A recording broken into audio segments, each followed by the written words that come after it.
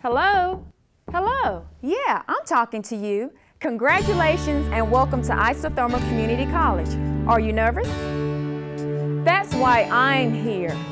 Think of me as your superhero. Together we can climb the highest mountains and ascend upon your college experience with... Oh, I guess I'm getting a little carried away.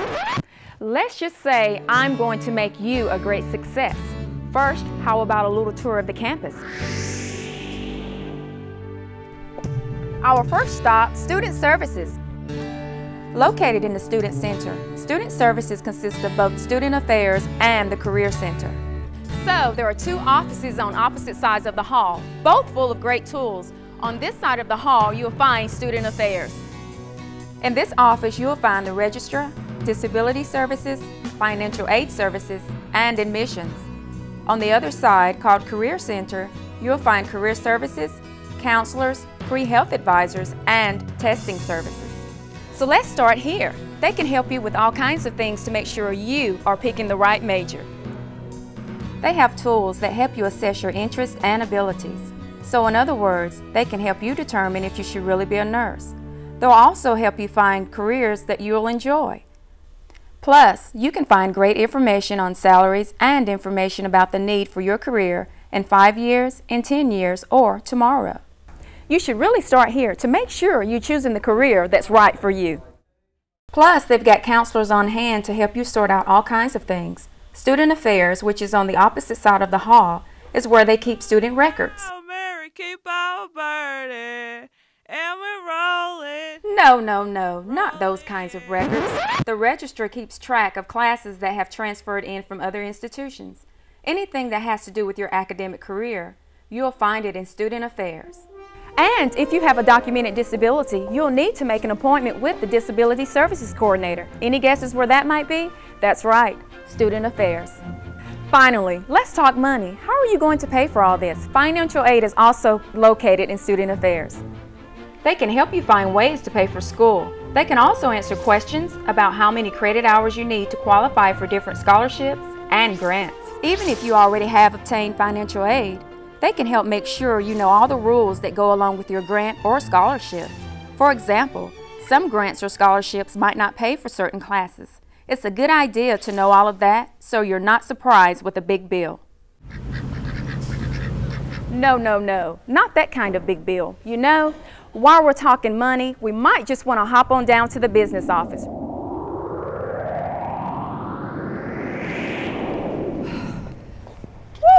See how far we've traveled? This is the administration building. This is where the business office is located. This is where you pay your bill and get any sort of information on your account, how much you owe, when deadlines are for payment. If it has to do with money matters, you'll find most of the answers here. And speaking of here, this is where we are. So why don't we travel up the hill to the library? That's a great place to sit down and relax. We are in the library, where you can find great information on all kinds of subjects and great people to lend you a hand. This is also a great place to sit down and look at the college catalog. This book is full of great information, like what classes are needed for your major, a description of the courses, and how many hours you need to graduate. And another book that you should be familiar with is the Student Handbook. It lists the information about campus security, students' rights, and responsibilities, and the rules and regulations of the college, including the Student Code of Conduct. Oops, I guess we're being a little loud. I think we need to continue this conversation outside. Basically, good conduct means acting the way your mom would expect you to act. After all, you're in college now. Another great piece of reading material is the semester class schedule. This comes out every semester and has information about when classes are offered, where they're located, and who's teaching them. And in the back, you'll find a helpful scheduler. This will help you keep track of your class schedule. Of course, mark some time off for homework, studying, your job, and your family. It will help you see how it all fits together. The other important information you'll find in this book is dates, lots and lots of dates, when you need to pay your tuition by, so you don't get purged. Usually, you have to pay by the Friday of the week that you register. And believe me, the word purge is something to scream about. Because it means you get dropped from all those classes that you worked so hard to get in. and sometimes they'll be filled. So once you are purged, you can't get back into the classes you want. The other dates you'll find in here are when you need to withdraw from a class if things aren't going well or it's not what you thought it would be. Or if you want to change classes, how much money you'll get back. The refund policy is all laid out in this book, so do yourself a favor, pick one up and read it. And remember, most of the employees here at ICC are not mind readers, so if you want to drop a class, you must fill out the proper paperwork. If you just stop showing up for class without filling out the paperwork to drop it, you'll end up with an F on your report card, and that will be sad for you. All this talk about class schedules has me thinking about someone who will be really important in your academic life, your advisor. No, not some sort of psychic advisor, your academic advisor. This person will give you advice on what classes to take. But in order to get good advice, you have to get some great questions. And in order to get some great questions, you probably need to prepare. Sorry, it's just that being prepared for your first meeting with your advisor is so important. First, you have to learn to speak advisory. Well, it looks like Math 115 requires a prerequisite of the developmental Math 60, Section 001. Oh, but before we can register you for that, we need to take care of a few flags.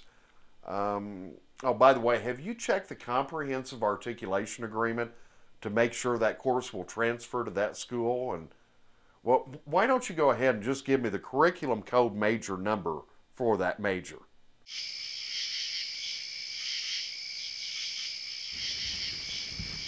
Did you get that?